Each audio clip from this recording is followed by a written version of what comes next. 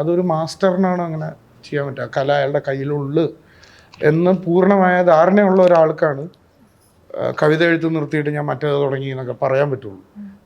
എനിക്ക് അങ്ങനെ കല എൻ്റെ കയ്യിൽ വെച്ചിട്ട് ഞാൻ അങ്ങനെ ധാർഷ്ട്യമായിട്ട് പറയാൻ എനിക്ക് ആയിട്ടില്ല. ഞാൻ ലാലേട്ടൻ്റെ കൂടെയൊക്കെയാണ് അഭിനയിക്കുന്നത് ആദ്യമായിട്ട്.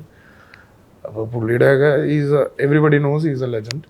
സോ പുള്ളിയുടെ മുമ്പിൽ മര്യാദയ്ക്ക് ഡയലോഗൊന്നും ഫംബിൾ ചെയ്യാതെ ഡെലിവറി ചെയ്യണമെന്ന് മാത്രമേ നമ്മുടെ തലയിൽ ഉണ്ടായിരുന്നു. ഈ പറഞ്ഞ പോലെ ആളുകൾ ഓർത്ത് വയ്ക്കുന്ന ഒരു കഥാപാത്രം കൂടിയാണ് സമീർ. എനിക്കറിയാം ഒരുപാട് പേര് ഇത് വീണ്ടും വീണ്ടും ചോദിക്കുന്നുണ്ട്.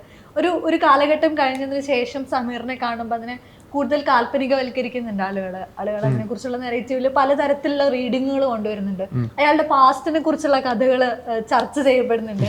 അയാളുടെ അവസാനത്തെ ഒരു ഉമ്മ എന്നുള്ള വിളിയിലുണ്ടാവുന്ന വൈകാരികത ഇപ്പോഴും ആളുകൾ കൊണ്ടു നടക്കുന്നുണ്ട്. ഇത്തരത്തിലുള്ള ഏതെങ്കിലും റെസ്പോൺസ് ഹുക്ക് ചെയ്തിട്ടുണ്ടോ? സമീർ എങ്ങനെയെങ്കിലും പേഴ്സണലി ഇൻഫ്ലുവൻസ് ചെയ്തിട്ടുണ്ടോ? സമീർ ഇൻഫ്ലുവൻസ് ചെയ്തിട്ടുണ്ടോന്ന്? ഇല്ലല്ല. സമീർ പോർട്രേ ചെയ്യാനായിട്ട് റിയൽ ലൈഫ് കുറെ ഇത് ഹെൽപ്പ് ചെയ്തിട്ടുണ്ട്. അല്ലാതെ സമീർ തന്നെ ഇൻഫ്ലുവൻസ് ഒന്നും ചെയ്തിട്ടില്ല. ബിക്കോസ് ഞാൻ അങ്ങനെ നടക്കുന്ന ഒരു ആളല്ല. പേഴ്സണലി ഇൻ ദ സെൻസ് ആ ക്യാരക്ടർ നമ്മുടെ ഉള്ളിൽ നിൽക്കുന്ന. എക്സാക്ട്ലി ഞാൻ അങ്ങനെ മറ്റേ കലേനെ അങ്ങനെ ഭയങ്കര, അതായത് അതൊരു മാസ്റ്ററിനാണ് അങ്ങനെ ചെയ്യാൻ പറ്റുക. കല അയാളുടെ കയ്യിലുള്ളു എന്ന് പൂർണ്ണമായ ധാരണയുള്ള ഒരാൾക്കാണ് കവിത എഴുത്ത് നിർത്തിയിട്ട് ഞാൻ മറ്റേത് തുടങ്ങി എന്നൊക്കെ പറയാൻ പറ്റുള്ളൂ. എനിക്ക് അങ്ങനെ കല എൻ്റെ കയ്യിൽ വെച്ചിട്ട് ഞാൻ അങ്ങനെ ധാർഷ്ട്യമായിട്ട് പറയാൻ എനിക്ക് ആയിട്ടില്ല. ഞാൻ I am still exploring, I am still learning. So അതെന്നെ ഇൻഫ്ലുവൻസ് ചെയ്യാലൊന്ന് ആണോ. പക്ഷെ ഞാനത് പോർട്രേ ചെയ്യുന്നതിൽ ഞാൻ ഇങ്ങനെ കുറേ അനാർക്കിസ്റ്റുകളെ കണ്ടിട്ടുണ്ട് റിയൽ ലൈഫിൽ.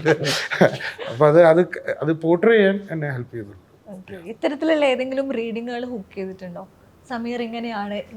അല്ല, അത് ആ കണ്ട മറ്റേ വ്യൂവറിന് ഉണ്ടായ ആ ക്യാരക്ടറിന് ഉണ്ടായ ഒരു ധാരണയിൽ പുള്ളി എഴുതുന്നല്ലേ. അപ്പോൾ അത് എന്നെക്കാട്ടിലും കൂടുതൽ അഫക്റ്റ് ചെയ്യേണ്ട രഞ്ജിത്തേട്ടനാണ്. ബിക്കോസ് പുള്ളി ക്രിയേറ്റ് ചെയ്ത ക്യാരക്ടറിനെയാണ് ഇവിടെ വേറെ കഥയൊക്കെ ഉണ്ടാക്കിയത്. അപ്പോൾ അത് should affect him, not me. ഒരു സിനിമയിൽ നായകനല്ലാത്ത ഒരു സഹകഥാപാത്രം ആ സിനിമയുടെ മുകളിലൊക്കെ പോകുന്നത് വളരെ അപൂർവം ആണ്.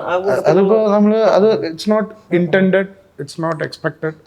നമ്മൾ ചെയ്യുന്നു, നന്നായി ചെയ്യണമെന്ന് മാത്രമേ ഉദ്ദേശിച്ചിട്ടുള്ളൂ. ലാലേട്ടൻ്റെ കൂടെയൊക്കെയാണ് അഭിനയിക്കുന്നത് ആദ്യമായിട്ട്. അപ്പോൾ പുള്ളിയുടെയൊക്കെ everybody knows is a legend.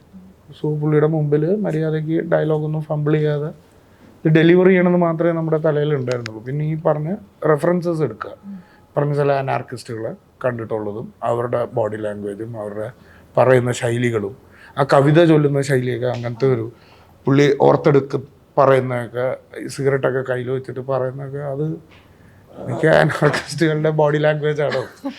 So അപ്പോൾ അത് പോർട്രേയിൽ മാത്രമായിരുന്നു നമ്മുടെ ഉദ്ദേശം. പിന്നീട് വരുന്ന സാധനങ്ങളെല്ലാം അതിന് കിട്ടുന്ന ബോണസുകളാണ്, മാർക്സാണ്. സോ അത് നമ്മൾ പ്രതീക്ഷിച്ചിട്ടില്ല. കൊണച്ച പ്ലാനിന് കയ്യടി പ്രതീക്ഷിച്ചിട്ടില്ല. നത്തിങ്. നമ്മളത് ചെയ്യാന്നുള്ളത് മാത്രമേ ഉള്ളൂ.